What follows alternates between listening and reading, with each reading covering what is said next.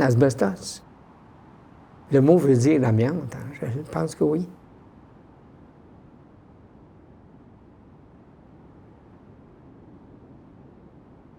Asbestos. Pour moi, c'est ma ville natale, puis c'est une ville que j'ai adorée.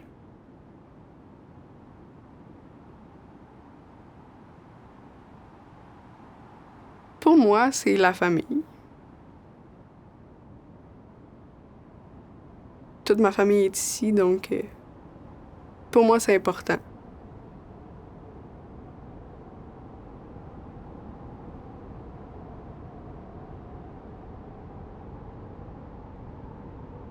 Beaucoup de monde ont peur quand on dit asbestos, mais c'est juste le nom, parce que le restant, on peut pas dire que l'amiante nous a endommagés.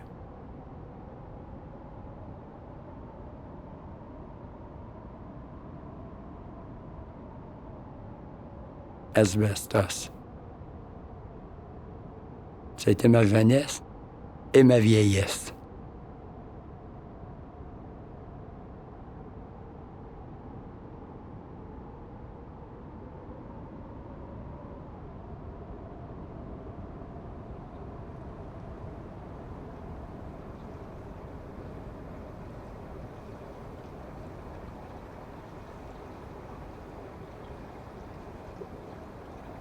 Tu étais appelé pour travailler à la mine, mais tu disais tout était réglé parce que c'était pour la vie.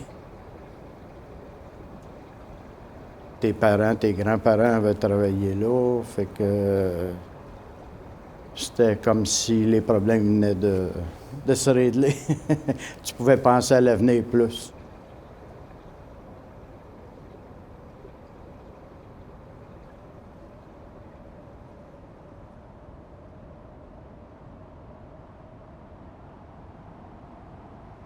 On rentrait à 7h30 pour être prêt à 8h. C'était une journée, là, c'était de 8 à 10. Un petit 10 minutes pour manger notre sandwich.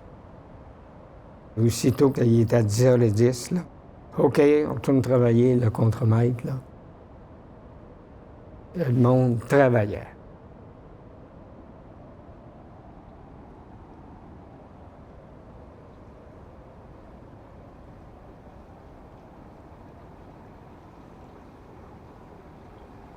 Une période de temps qui était à 40 sous zéro.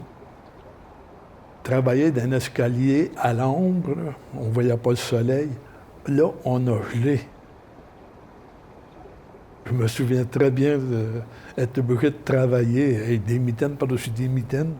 Là, je me suis ennuyé de ma mère.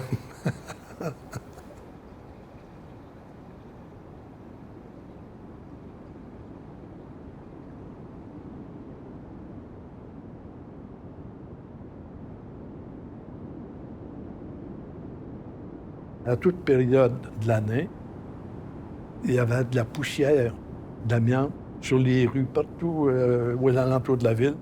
Il y avait de la poussière.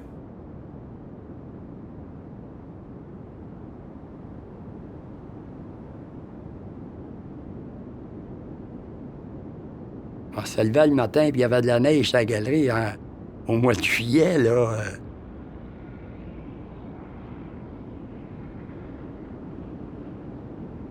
Après être habillé, prenait le balai, puis les mains balayaient les galeries. C'était pas...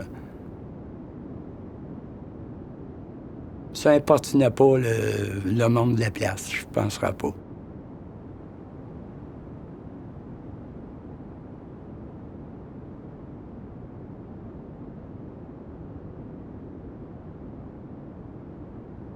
Pour moi, la mine, ça fait partie de mon paysage. J'ai toujours vécu à côté, donc je me réveille avec. Des fois, on l'oublie, mais elle est toujours là, un peu en arrière. C'est ça, c'est mon paysage, je dirais.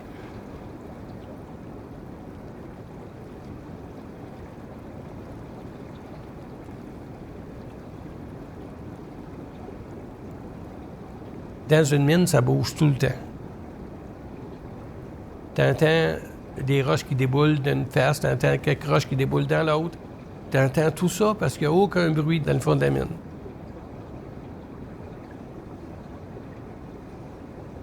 T'as beau être là depuis longtemps, là, t'écoutes pareil. Parce que tu veux pas te faire enterrer là non plus.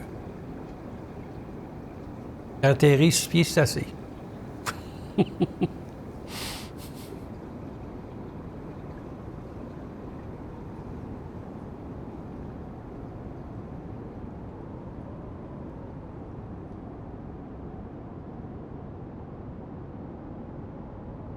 Trois 3h30, 4h moins quart, puis le midi, il y avait du dynamitage. Ça, c'était régulier, tous les jours.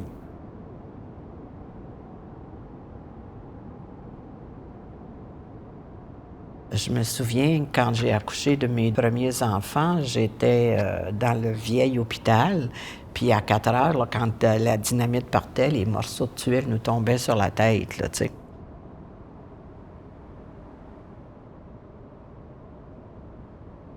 Oh, il y a eu des périodes là, où la mine était trop proche des maisons, puis des pierres. On montait dans les airs, puis on tombait sur des toits de maison, puis des galeries. C'est arrivé.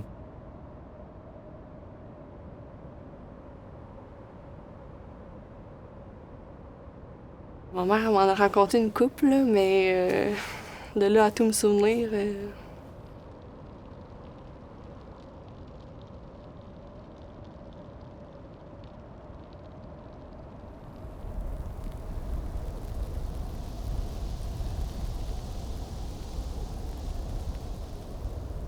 Puis le dimanche au soir, je me souviens, on avait de la misère à s'endormir. Parce que la mine ne renaît pas. Il n'y avait pas de bruit.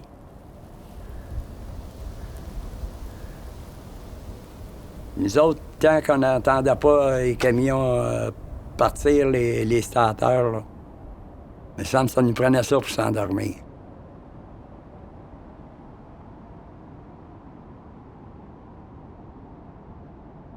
On était habitué à ça tous les soirs. Mais là, à cette heure, on n'entend plus ça, là. On n'entend plus rien.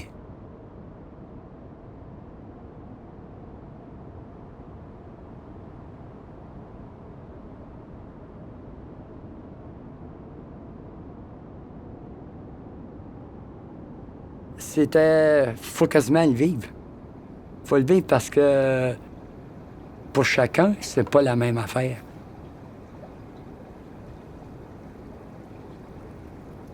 C'est une expérience, conduire un de ces mastodontes-là. On est assis sur un 200 tonnes à 18 pieds de terre.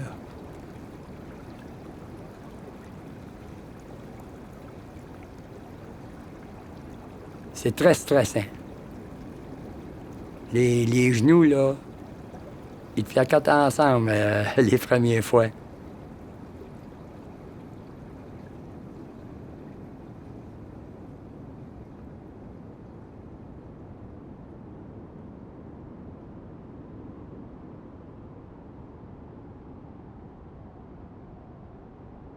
Oh, ça a été grave. Il y a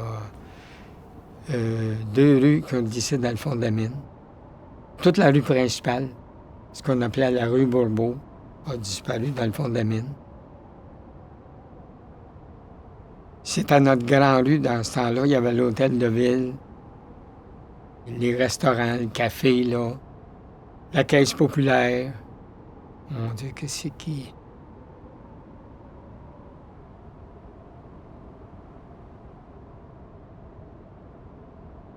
Je sais qu'il y a eu une église ou une école que ma mère m'avait déjà dit que c'est parti dans ce trou-là.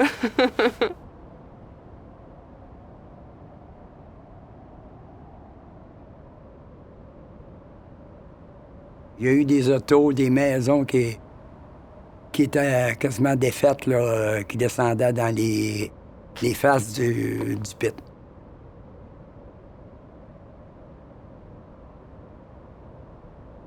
Des garages, des jouets d'enfants. Dans la faille, là, tu voyais tout ça.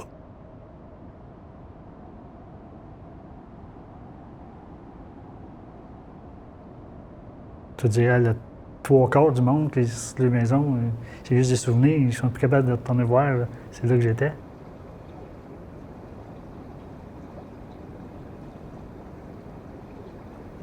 Ouais, je sais pas si ça avait continué. À quel point ça aurait continué de manger de la ville de même.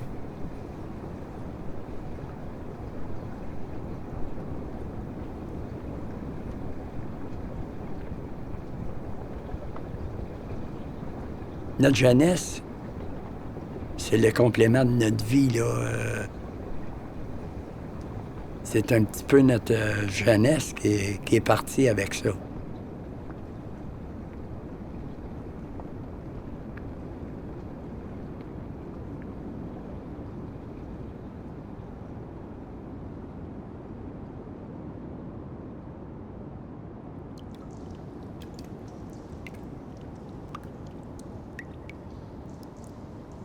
Il y avait 2800 quelques travailleurs qui avaient ici. Puis on a terminé, on était, de mémoire, il me semble qu'on était 230.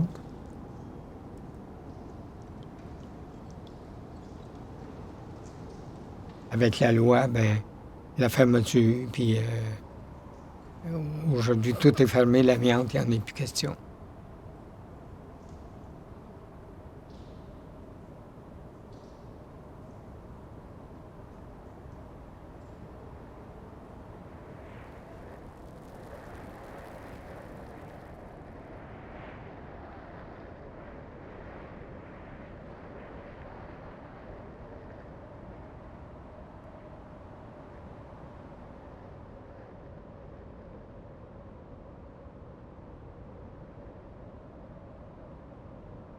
Quand tu es élevé à quelque part, ben t'aimes ton endroit. Il y en a qui ont été obligés de quitter l'endroit à cause qu'ils étaient plus jeunes, aller chercher de l'emploi ailleurs.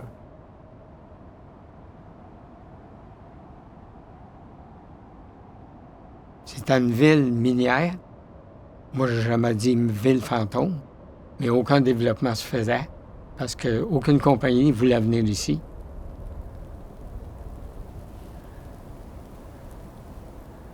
Ça ne me surprendrait pas que ça serait une bonne affaire de changer de nom. Mais quel nom lui donner?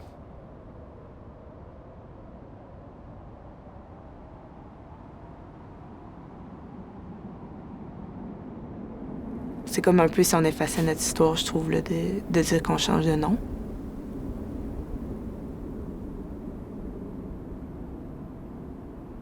Demain matin, qu'il n'y ait plus la ville d'Asbestos. J'ai vécu ici, puis j'aimerais pas qu'elle disparaisse la map.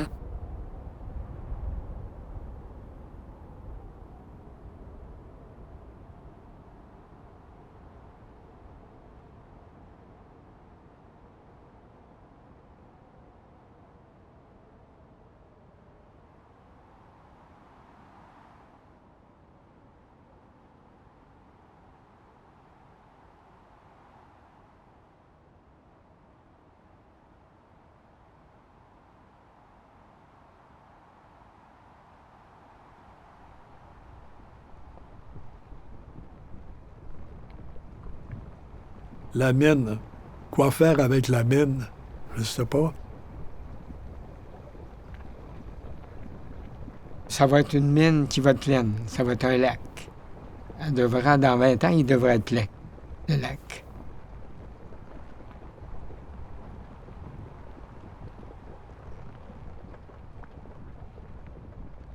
On dirait qu'à chaque fois qu'ils parlent de peut-être faire quelque chose avec le trou, il faudrait que ça soit bien étudié pour pas perdre comme la nature de notre histoire, là. Je trouve ça vraiment important, là.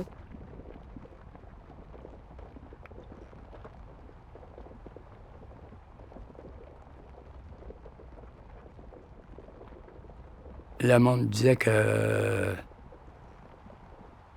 ça aurait dû jamais exister.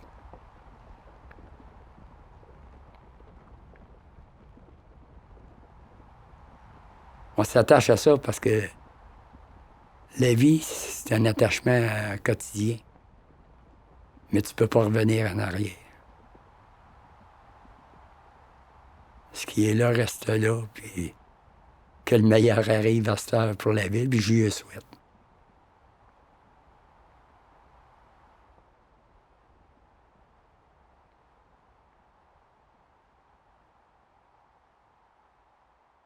Tu peux pas renier qu'est-ce qui a existé.